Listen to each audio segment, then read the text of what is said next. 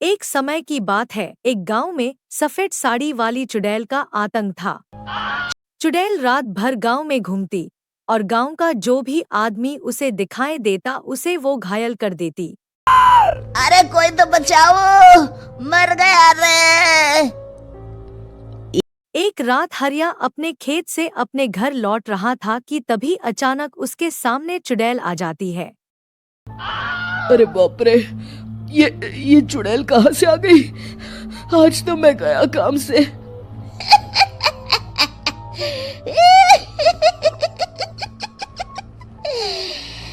आज मुझे मेरा शिकार मिल गया।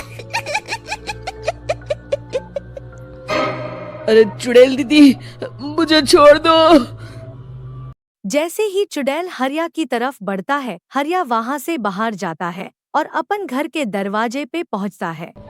अरे भगवान, जल्दी से दरवाजा खोलो, मेरे पीछे चुड़ैल पड़ी है। हरिया की पत्नी जल्दी से दरवाजा खोल देती है। अरे आप इतना हाफ क्यों रहे हैं? अरे मेरे पीछे चुड़ैल पड़ी है, आज तो मैं बाल बाल बच गया। जल्दी से सभी दरवाजे और सभी खिड़कियों को बंद करके बत्ती बुझा दो। तभी चुड़ैल हरिया के घर के पास पहुंच जाती है। अरे वो आदमी कहाँ गायब हो गया? मैं भी देखती हूँ आखिर कब तक बचेगा। मैं अपने शिकार को इतनी आसानी से नहीं छोड़ती। इतना कहकर चुड़ैल वहां से चली जाती है। वहीं दूसरी तरफ हरिया और उसकी पत्नी दोनों अपने घर की खिड़की से ये सब देख रहे होते हैं। अरे बाप रे, ये तो बड़ी डरावनी चुड़ैल थी। अगले दिन ये बात आग की तरह पूरे गांव में फैल जाती है और धीरे धीरे लोग चुड़ैल के डर के मारे शाम होते ही अपने घरों से बाहर निकलना बंद कर देते हैं।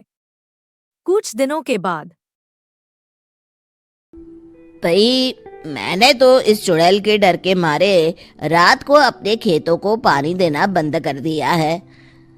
कहीं मेरी फसल सूख गई तो मैं तो कहीं का नहीं रहूंगा। साहूकार का कर्जा कैसे चुकाऊंगा?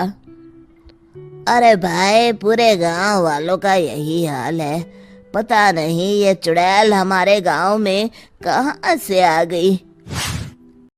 फिर एक दिन गाँव पास वाले नदी के किनारे एक बहुत बड़े तांत्रिक के आने की बात कुछ गांव वालों को पता चलती है। वो लोग जाके ये बात गांव के मुखिया को बताते हैं। मुखिया जी, नदी के किनारे एक बहुत ही पहुंचे हुए तांत्रिक बाबा आए हैं। हमें उनसे मदद मांगनी चाहिए। मैंने सुना है वो बड़े बड़े भूतों और चुड़ैलों को अपने वश में कर लेते हैं। मुखिया जी सभी गांव वालों को लेकर उस तांत्रिक के पहुंच जाते हैं।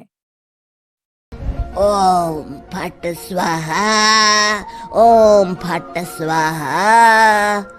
तब तांत्रिक अपनी बंद आंखों को खोलकर कहता है, क्या बात है? तुम सब लोग यहाँ क्यों आए हो? मुखिया जी उस तांत्रिक को सारी बात बता देते हैं।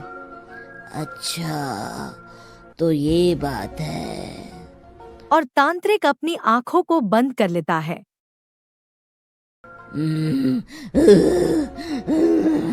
मैं देख रहा हूँ तुम्हारे पूर्वजों ने बहुत पाप किए थे, जिससे ये गांव अब श्रापित हो चुका है।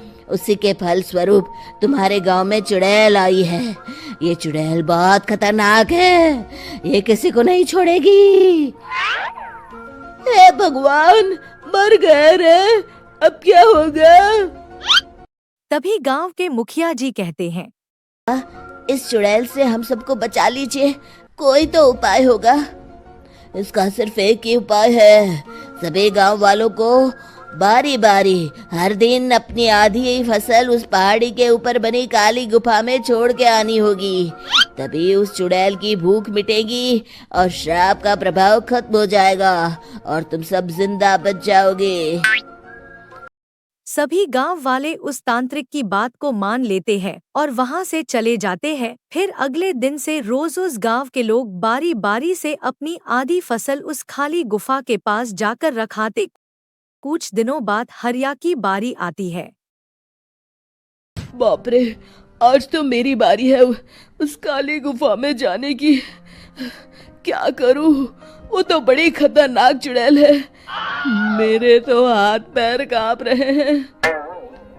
फिर हरिया डरते डरते अनाज की बोरियां अपनी बैलगाड़ी में लाद देता है। तभी हरिया की पत्नी उससे कहती है, देखो जी, संभल के जाना और किसी भी हालत में शाम होने से पहले वापस आ जाना। उस चुड़ैल का कोई भरोसा नहीं है जी। हरिया बैलगाड़ी में बैठता हुआ कहता है, भगवान, मैं क्या वापस आऊंगा? लगता है अब तो मेरी खबर ही आएगी। इतना कहकर हरिया वहां से चला जाता है। रास्ते में जंगल से गुजरते हुए हरिया की बैलगाड़ी का एक चक्का एक बड़े गड्ढे में फंस जाता है। हे भगवान, अब ये क्या मुसीबत है? हरिया नीचे उतर के पूरी ताकत से अपनी बैलगाड़ी को गड्ढे से निकलने की कोशिश करता है।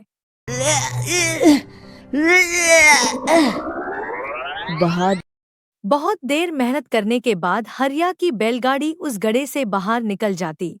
हे भगवान, अब तो शाम होने वाली है। आज तो मैं गया काम से। जैसे तैसे हरिया काली गुफा में पहुंच जाता है। अरे मर गया रे, यहाँ तो चारों तरफ डरावना माहौल है। मैंने यहाँ आने में बहुत देर कर दी, कहीं चुड़ैल नाराज ना हो जाए। हरिया अनाज की बोरियां वहां रख के जैसे ही जाने लगता है, तभी उसे किसी के आने की आवाज सुनाई देती है। हरिया एक कोने में छुपकर अदर देखने लगता है। चुड़ैल वहां आती है और फिर अपने चेहरे से तभी नकली चुड़ैल का मुखवटा निकाल देती है और हरिया ये देख के हक्का बक्का हो जाता है। तभी चुड़ैल कहती है, भैया यहाँ आना, आज तो बहुत अनाज आया है। इसे मिलाकर अब हमारे पास ढेर सारा अनाज जमा हो गया है। कल ही हम इसे शहर में बेच आएंगे और माला माल हो जाएंगे। तभी अंदर से नदी के किनारे वाला तांत्रिक बाहर आता है। अरे, ये तो तांत्रिक बाबा है। हाँ, अब तो हम दोनों की जिंदगी मजे में कटेगी। गांव वालों को बेवकूफ बनाना इतना भी मुश्किल नहीं था। लोग तो तुम्हें सच में असली चुड़ैल समझते हैं। हाँ, तुमने सही कहा। अब ये गांव वाले चुड़ैल के डर से जिंदगी भर इस काली गुफा में अनाज पहुंचाते रहेंगे।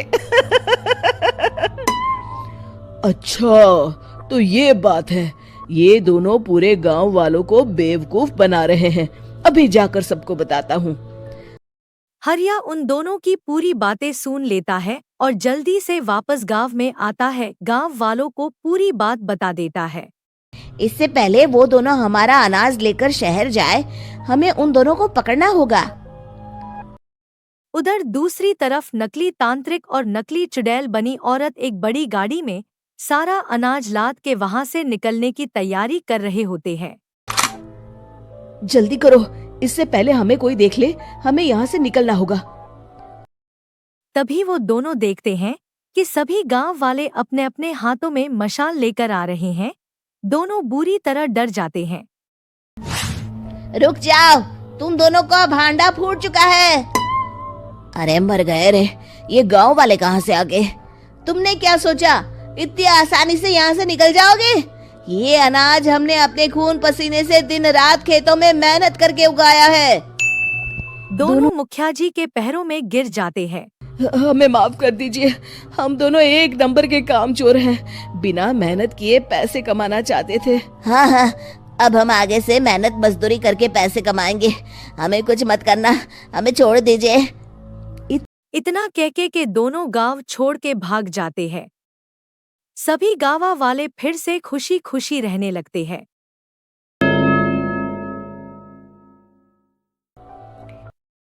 शिक्षा तभी तो कहते हैं कि किसी भी समस्या का समाधान केवल सूझबूझ से ही करना चाहिए और कभी हिम्मत नहीं हारनी चाहिए।